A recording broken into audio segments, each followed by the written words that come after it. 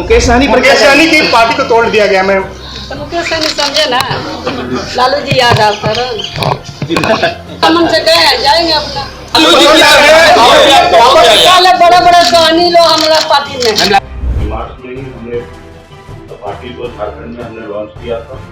इसके बाद पदाधिकारी पे काम करना था, लेकिन पंचायत चुनाव के राज्य में था, इसके कारण थोड़ा हमने डिले किया और बिहार में भी थोड़ा पॉलिटिकल रूप से थोड़ा सा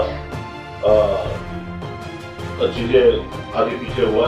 नमस्कार, इंसाइट लाइव में आपका स्वागत है। आपके साथ में मैं हूं अनामिका। बिहार में बड़े राजनीतिक उलटफेर की पूरी संभावना जो है वो बन रही है। हालांकि राजनीतिक पार्टियां इस बात को लेकर के पूरी तरीके से इनकार कर रही हैं। उनके अलग अलग कहने हैं। कोई कह रहा है कि अभी चुनाव में काफी वक्त है, चुनाव में देरी है, तो कोई ये कह रहा है कि चुनाव होने के पहले सारी चीजें जो है वो क्लियर हो जाएंगी। लेकिन ये बात तय है कि बिहार में बड़ा राजनीतिक उलटफेर होने वाला है। राजद सुप्रीमो लालू प्रसाद यादव से वीआईपी प्रमुख मुकेश सहनी दिल्ली एम्स जाकर के मुलाकात किए। लालू प्रसाद यादव की जो तबीयत है उसमें लगातार दिन प्रतिदिन सुधार होते जा रहे हैं और जो तस्वीर मुकेश सहनी ने जारी की है उस तस्वीर में लालू प्रसाद यादव की सेहत में सुधार काफी हद तक दिखाई दे रहा है। लालू प्रसाद यादव जो है वो बेड पर उठ करके बैठे हुए हैं और उन्हें देख करके ऐसा लग रहा है जैसे उनकी स्थिति पहले से काफी बेहतर है। दिल्ली एम्स जाकर के मुकेश सहनी राजद सुप्रीमो लालू प्रसाद यादव से मुलाकात की और ये मुलाकात लगभग आधे घंटे तक चली। अब इस मुलाकात के बाद से सियासत जो है वो फिर से गर्म हो गई है। तरह तरह की बातें जो हैं वो हो रही हैं। हालांकि कुछ दिन पहले चिराग पासवान भी अपनी मां रीना पासवान को लेकर के दिल्ली एम्स में लालू प्रसाद यादव का हालचाल जानने के लिए गए हुए थे।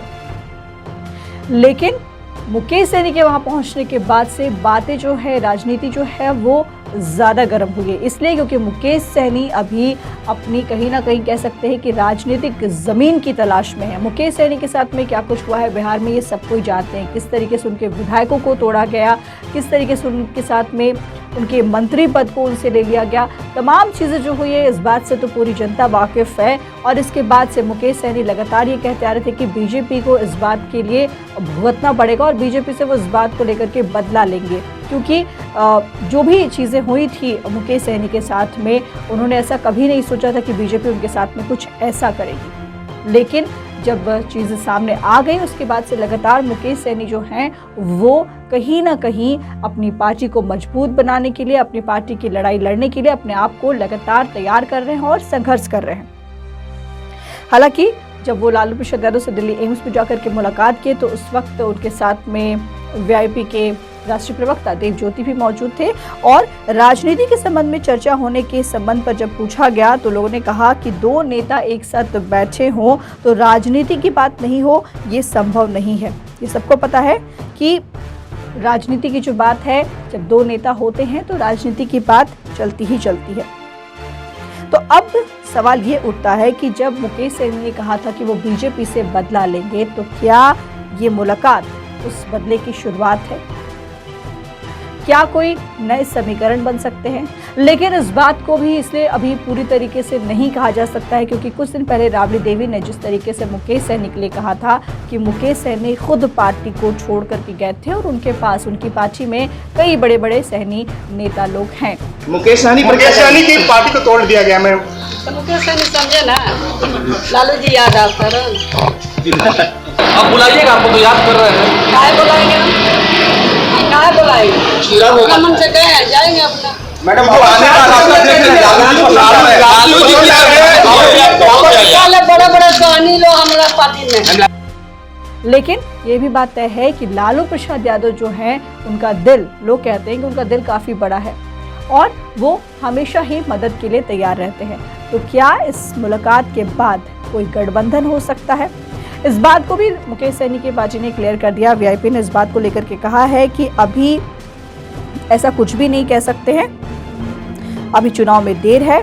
महागठबंधन में वीआईपी के शामिल होने के प्रश्न पर तमाम बातें जो है वो वीआईपी प्रमुख ने कही कि अभी चुनाव में देर है, पार्टी अभी राज्यों में विस्तार में लगी है। हालांकि अभी मुकेश सहनी अपनी नींव को वापस मजबूत करने के लिए रांची गए हुए हैं और उनका जो संघर्ष है वो लगातार जारी है। यानी कि वो सबसे पहले अभी कोशिश कर रहे हैं कि पार्टी को और मजबूती के साथ में खड़ा किया जाए और सभी जगह पर जाकर के लोगों से मुलाकात कर रहे हैं, अपनी पार्टी को, अपने संगठन को मजबूत करने में लगे हुए हैं।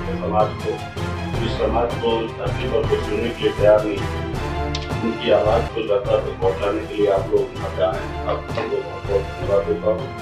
साथ ही अपने जानकारी होगा कि मार्च में ही हमने पार्टी को झारखंड में हमने लॉन्च किया था। उसके बाद पदाधिकारी पे काम करना था, लेकिन पंचायत चुनाव आपके राज्य में था, इसके कारण थोड़ा हमने डिले किया और बिहार में भी थोड़ा पॉलिटिकल रूप से थोड़ा सा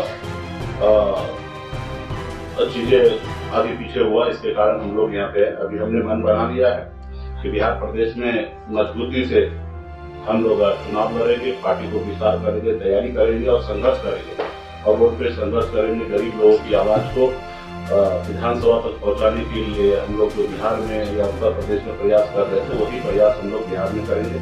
इसके लिए पहला हमारे जो कमेटी का हमने गठन किया है, जो कुछ राष्ट्रीय कमेटी में पदाधिकारी को चयन किया है, कुछ प्रदेश कमेटी में हमने चयन किया है। लेकिन सवाल ये उठता है कि क्या मुकेश सहनी बिहार में अपनी राजनीतिक जमीन वापस तलाश पाएंगे?